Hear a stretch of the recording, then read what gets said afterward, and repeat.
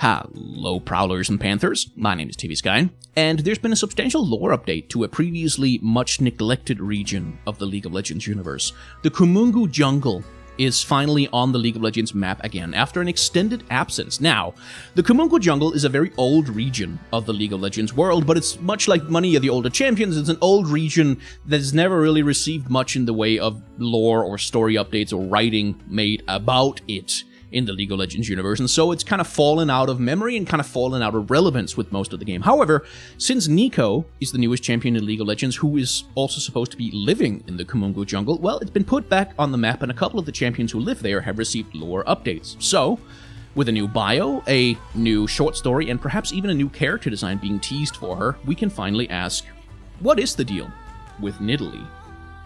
So, Nidalee is an old champion in League of Legends, and therefore, say it with me folks, she was released into the game, she had some lore, and then nothing was ever done with her until the 2014 lore retcon, and then nothing was ever done with her for another 4 years. Now it's 2018, and Riot have finally decided to bring her into the modern day. Familiar story if you've been watching What's the Deal videos before. And the lore update to Nidalee has not really changed that much about her. In her original conception, Nidalee was a child who was taken into the Kumungu Jungle by her parents, who were on some kind of expedition. Unfortunately, turns out the jungle is full of diseases, so her parents die, and she is adopted for reasons by some cougars that live in the jungle who teach her how to survive, and she kind of just learned to be a jungle person. And because the jungle is magic, Nidalee also becomes magic, and so she's able to transform into a cougar now. And she becomes quite annoyed because Noxus and Demacia keep trying to colonize the jungle, and she doesn't want them to, so she enters the League of Legends to fight in that particular political arena to get the Kumungu Jungle to be left alone. The lore retcon rolls around, they take out the references to the League of Legends, but otherwise the character remains the same. So indeed, does she remain the same in her new bio, to the point where, on the universe page, if you take a look at the blurb underneath Nidalee's profile picture here, this blurb right here is a piece of her older original lore that simply there's been no reason to update because Nidalee's concept is so much the same that this very old piece of lore didn't even need any changing. So, what has been changed? Well, a few key details have been altered. In this version, there's no mention of who Nidalee's parents are. We don't know why she turns up in the jungle. And by the way, the Kumungu Jungle is not a region in the League of Legends world, by the way. It's not a region unto itself in the same way that Noxus and Demacia and the Freljord and Shurima are. It's a sub-region, it seems, of Shurima itself. And that seems to be how they're conceptualizing it. We don't know why Nidalee's in the jungle. She just kind of sits there and cries as a baby because someone, I guess, left her there. We don't really know. But being a baby and crying in the jungle, some cougars hear the sound of a snack sitting on the floor and come to investigate. Instead of eating her, though, one of the cougars, who is a mother, decides to adopt her because I guess she's feeling maternal. And Nidalee becomes part of the cougar pride.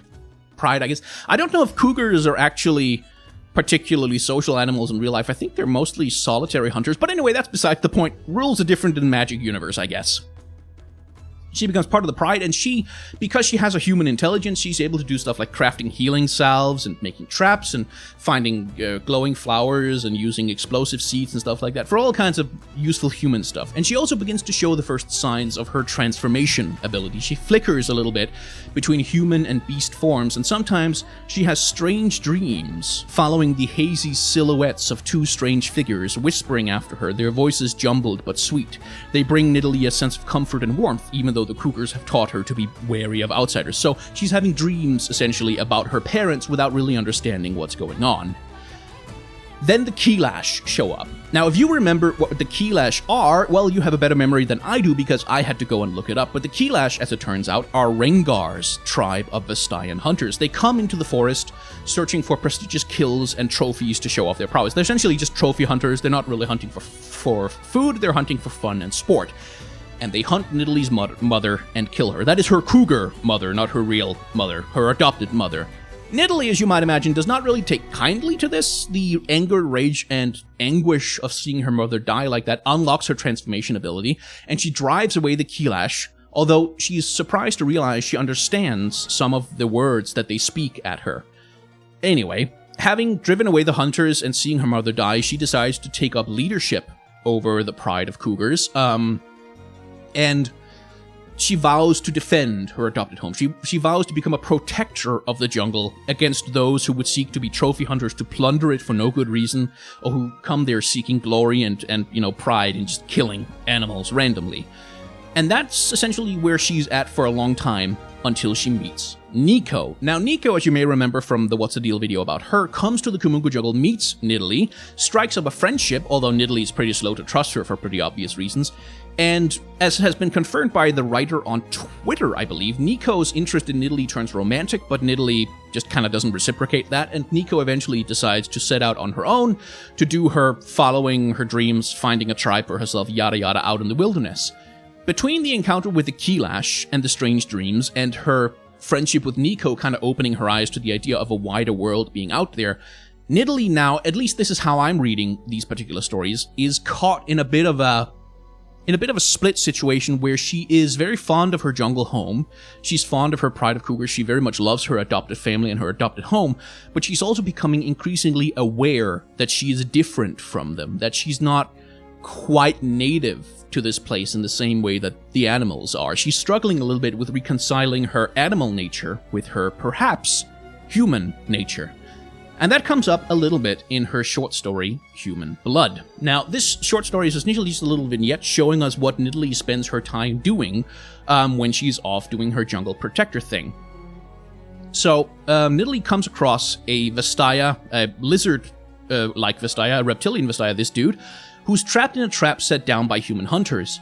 He's also then held at gunpoint by a human hunter who has clearly come to murder Vastaya in the Kumungu Jungle. Nidalee doesn't take super kindly to that, so she wounds the hunter and says to him, you leave the jungle or else I'm gonna murder you, and he runs away, and she strikes up a conversation with the Vastaya.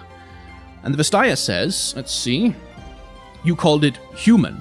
He spoke with a strange lisp. His mouth was very wide, and his forked tongue flicked out between words. Nidalee wrapped the damp, clean fabric around his shoulder. Yes, you are not human. No, I am like you. There is no Vastaya like you. You are human. I am called Nidalee. You? Kulkan. So, the conversation here reveals to us how other Vastaya feel about Nidalee, and reveals to us that maybe Nidalee isn't quite that. And the reason why that has to be made clear, as you may remember, is that in the League of Legends universe, whenever you have a character who is a mix of humanoid and animal characteristics, there's a pretty good bet that they are Vastaya. This is Saya and Rakan being bird humans, we've got Rengar being just a lion human, and now we have Nidalee, who's a human who can transform into an animal, but who doesn't really seem to occupy any between state or any kind of hybrid mixed state with them.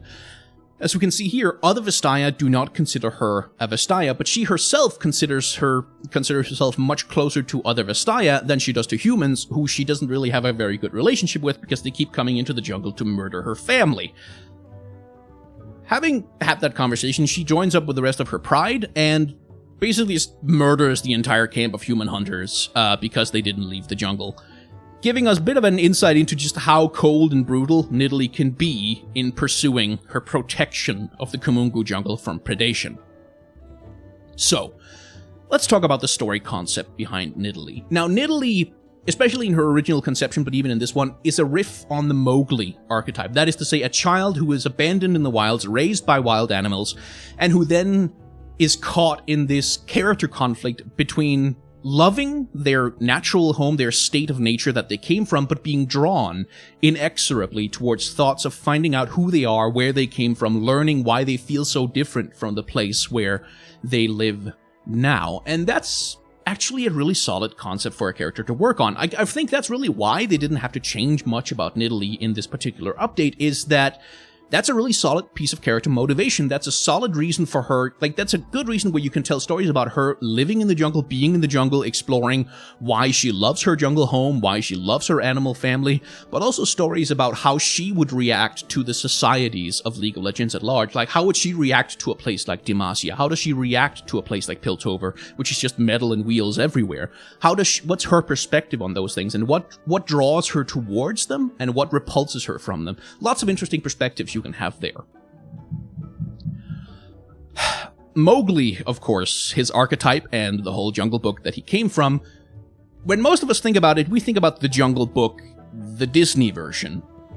Unfortunately, that's not the original. The original is a series of stories written by a author named Rudyard Kipling. And we don't have time, and it's not really relevant to this video, to cover all of the ways in which Rudyard Kipling is capital P problematic, but it's relevant with Nidalee, especially in relationship to the character design discussion, because as you may imagine, there are some uncomfortable histories behind the whole concept of the wild child raised by animals who must then inevitably be drawn back towards their natural state of existence, which is in civilization. So let's talk about character design. Let's talk about this particular version of Nidalee's character design, which was released as a teaser image for the Human Blood story, showing what you might call a very different Nidalee from the one that we know in the game itself, where she looks a lot more like this. So why does Nidalee's character design, possibly her old character design, whenever they get around to updating her, but why does Nidalee's character design look like this? Now, League of Legends back in the day was not really a game of well-considered character design. It wasn't really a game of character designs, it was a game of archetypes with interesting mechanical powers. This is why we have Nasus, who is literally just the Egyptian god of the dead Anubis, but with a fancy costume thrown on there, put him in the game. Cho'Gath, who's just a riff, as we talked about in his What's the Deal video, on the Violator from Spawn. He's from the Void or something, whatever, put him in the game. And Alistar, he's just a Minotaur. Like, there's nothing, he's just a Minotaur, there's really nothing unique or interesting about it. He's a purple Minotaur, put him in the game. Rise, he's a wizard dude with a big scroll, because, I don't know, why, just put him in the game. What I'm trying to get at here is that character design in the original League of Legends games was not really particularly concerned with a holistic approach to creating the whole character, and more concerned with, let's have an interesting roster of a bunch of different archetypes with a bunch of different interesting mechanics that we're going to throw at each other. It was not super considered. They just took archetypes, they just took tropes and stereotypes and threw them in the game without perhaps thinking through where those stereotypes and tropes came from. Which means it's now time for the not fun part of this video, where we talk about the cultural significance of clothing and how cultures tend to imagine the savage other. And this is why I brought up Mowgli and Rudyard Kipling in the first place, because colonialism. Yeah, I know, but we have to, it's an important part of this character design. So, why do cavemen not wear proper clothes? Why, like, when we think of a caveman, when we see representations of Stone Age people in contemporary art, in comic books, in movies, and TV shows, and whatever, usually when we think about Ice Age or Stone Age people, we think of some, big, buff, scruff, beardo dude with, like, some rags just thrown over their bodies, and, like, they've got some fur stuff on them, but there's just this mishmash of just, like, we just skinned an animal and wrapped it around us kind of thing. But here's the thing, there's no technological reason why a Stone Age person would not be able to create proper clothes for themselves. You can make needles out of bone, you can make thread out of leather. There's no reason why. And indeed, we know from finds from multiple Stone Age societies and indeed Broad Change societies that they had tailoring. They were capable of making, proper tunics and pants and shoes and clothes and stuff. Like, that's how humans survive when we don't have lovely warm fur to keep us going through the winter months. So why is it when we think of Stone Age people, they're always wearing like a shitty rag or some loincloth or some kind of thing, as though they would not be even possibly capable of creating proper clothes for themselves? Well, clothes are a marker of civilization. And this is something that has been true for a very, very long time indeed. This is stuff that goes back to like classical representations of heroes like Hercules, and it goes back to the Romantics especially were obsessed with clothing as a marker of civilization. I remember reading a poem specifically for my literature class when we were dealing with the Romantics, and it was a poem by a Danish author, I think it was called Adam Oehlenschläger or something like that, specifically outlining, it was this glorious parable of a return to the wonderful natural state of the Garden of Eden, returning to those glory days of the olden times. Of course, it was also very Christian, and it describes this couple of sort of prim and proper, perfectly civilized humans out for a good day's picnic in the park, and then they feel this call, as though some sort of voice from nature is calling them, and they sort of move through the forest, and they move through the underbrush and the growth, and the thorns and the branches tear at their clothes, and they become freer and freer and freer, and they're filled up with this immense love for the nature around them, this immense, glorious appreciation for all the works of God, until they emerge, finally, into a new Garden of Eden, naked as the day they were born, as a new Adam and Eve, freed from the original sin. And as you may remember in the Garden of Eden, one of the things that happens when Adam and Eve commit original sin by disobeying the word of God is that they become aware of their nakedness and become compelled to cover it up. They become ashamed of their nakedness. They invent clothing. That is the original sin. And so these particular romantic authors in particular liked to imagine humanity going away from that, being forgiven of original sin, returning to that glorious state of nature, through that Garden of Eden, where everyone is naked and nobody cares because we haven't committed the sin of becoming aware that nakedness could be shameful. Point being, especially in Western civilization, but pretty much across the board, when we imagine the savage other, the cannibals on the desert island somewhere out there, or, the weird freakish subcultures that exist around the world, we tend to imagine them wearing bad clothing or no clothing at all. And we tend to depict them wearing bad clothing and no clothing at all. And so the thing that is with Nidalee is she was never, ever, ever intended to be a parody or a caricature or a stereotype of any group of humans that has ever existed, ever. She's just a stereotype or a trope that takes away from other stereotypes and tropes that already exist and putting them together in a new context and slapping them into a video game. She was never intended to be anything. But the tropes and stereotypes that she drew from, that her character design came from, yeah, a lot of racism there. Not that anyone wanted to make Nidalee as a racist character or anything, but a lot of the tropes and stereotypes that they drew from in order to design her come from an extremely racist place. It comes from a colonialist place. It comes from depictions of the savage other, especially those advanced by Europeans during the colonial times, of, oh, these weird, stupid savages. They don't know how to wear proper clothes. They don't know how to be civilized. That was one of the ways that indigenous people have been denigrated, have been discriminated against, because they are not civilized. They don't wear the markers of civilization, like, for instance, clothes, which is why Nidalee's character design has these shitty rags and these weird fuzzy Uggs on her feet, and just like this fur bikini that makes absolutely no sense whatsoever. And all this stuff, all of this is depictions that come from the same place as those really ugly colonialist stereotypes. And it's kind of a weak design, which brings us to the second part of Nidalee's character design that's not going to be any fun to criticize, but nonetheless we have to. She's a stripper.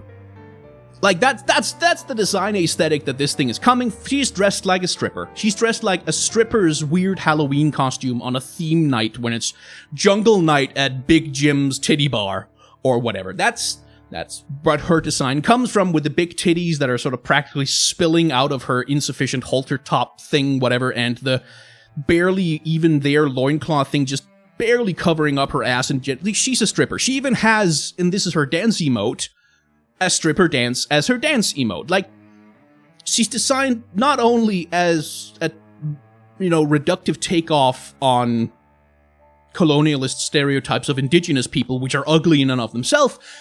She's designed to look like a stripper version of that. And that comes along with even more just super uncomfortable, unfortunate, unhappy things that you have to talk about, because the sexualization of the wild, savage, indigenous woman is also a long and really, really ugly chapter of European history. And I want to re-stress this. Nobody who designed Nidalee intended any of this.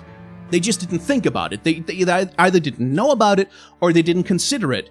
And it's not that they were trying to be horrible racists or that Nidalee is evil and anyone who plays her is a psychopath or anything like that. It's just, this stuff is all part of the cultural background from which Nidalee's design emerged, and people who are designing her at Riot failed to take it into consideration, which is why we have to talk about it now. And which is why I want to talk about some positives, and say that this version of Nidalee, this one right here, the new one that they're showing off in the Human Blood story, is a much better version of the same design, specifically because she's wearing clothing. Not fancy clothing or anything like that, but she's wearing the kinds of clothing that it would be entirely possible to create with Stone Age tools, which reinforces still that she's, not from air quotes, advanced civilization. She's not wearing clothes that are sewn from cotton or anything, but she is wearing clothes because, you know, just because she lives in the jungle doesn't mean she's stupid, and, you know, maybe she's trading with some human civilizations for materials, who knows, but she's wearing clothes that connect her to nature, that connect her to a hunter-gatherer lifestyle, which is what she lives, but which doesn't come with all of those that unfortunate baggage that we just got done talking about, all of that colonialist nonsense, all of that, you know, sexualization of the wild woman nonsense, all of that is gone here because she's wearing sensible, perfectly ordinary clothing that would be perfectly possible for her to create with stone or Bronze Age tools. So I think this is a much better look for Nidalee, and if she's online for a visual update, I'm hungry for it. I would very much like to see it. I don't mind Nidalee necessarily having a sexy alternate skin, but I would very much prefer if her primary skin, like every time I see Nidalee's primary skin, all this shit I just talked about with the colonialism and with, you know, the sexual exploitation of the savage others, so on and so forth, I'm reminded of all of that. Which is not what Nidalee is about, which is the other thing, by the way, which we haven't even delved into yet. Nidalee is not about being sexy. This is something I've talked about many times before, but one of the things I dislike in character design, and I talked about that extensively with Kaiser, is pointless sexy. Like, when a character is sexy just kind of because, it doesn't add anything to the character, it doesn't say anything about who they are, or act as a part of their story, they're just sexy because whatever. Because why not? I dislike that because it's a stupid distraction and it's just kind of pandering, which is always artistically kind of iffy and just kind of lazy to me. And Nidalee's old character design, where she's just kind of big titty jungle babe for no other reason except why not, is lazy and uninteresting. It distracts, like I talked about at the start of the video 10 million years ago. Nidalee's character arc, her fundamental character conflict, is about being trapped between the human world and the natural world, being trapped between wanting to understand her heritage and where she came from and her parentage and why she was left in the jungle in the first place, but also being intensely emotionally connected to the place that she's been living all this life, her adopted home country. It's about having this crisis of identity where is it about who you, like, is your family about who you came from, who gave birth to you? Or is your family about where you were adopted into? And can you live in a society where you feel fundamentally different from everyone else around you? Or are you compelled to always seek out a return to a society where you are like everybody else? Those are really interesting and important, potent questions. And none of them have any goddamn thing to do with being a sexy jungle stripper babe. I prefer it when sexy characters have their sexy be part of their story to make some kind of sense. For example, Evelyn being a great example of that. Her story, her concept as a character is about being that danger of sexual temptation with some BDSM themes thrown in there and this pain demon that uses sexual allure and stuff like. All of that is very good. None of that applies to Nidalee. So anyway, all of this to say, old Nidalee's character design is kind of garbage and not very good, and once that's taken out of League of Legends and replaced with something more like the one we see in this particular bit of promotional art, I will be very happy.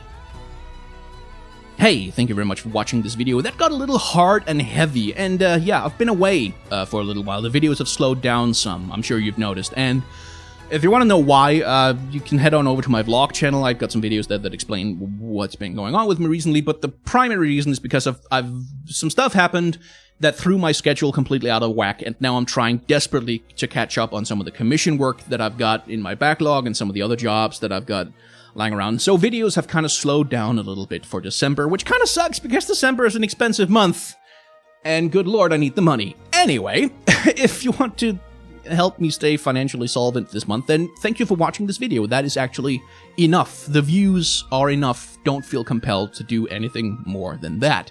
I do have a Patreon if you have a few extra dollars. I know December is an expensive month, so like, don't spend any money on me that could be better spent on presents for your friends and family or just for food for yourself.